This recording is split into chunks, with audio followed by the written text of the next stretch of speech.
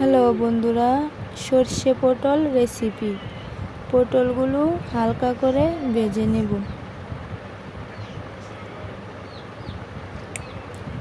ভেজে নেওয়ার পর পটলগুলো তুলে ওই তেলে সর্ষে বাটার সাথে হলুদ লবণ মিক্স করে দিয়ে দেব।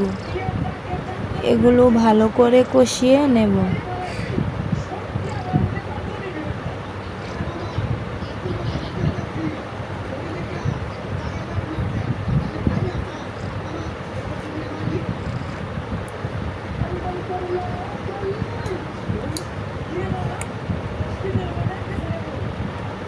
কষিয়ে নেওয়ার পর পটলগুলো দিয়ে দেব।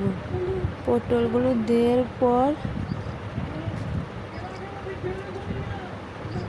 সামান্য পরিমাণ পানি দেব।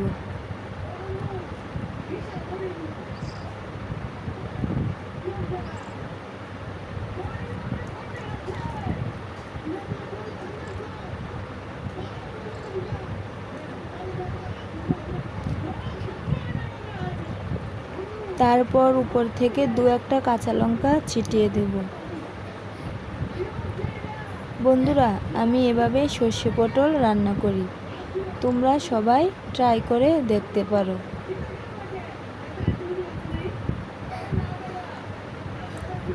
এখন পরিবেশন করব। ধন্যবাদ।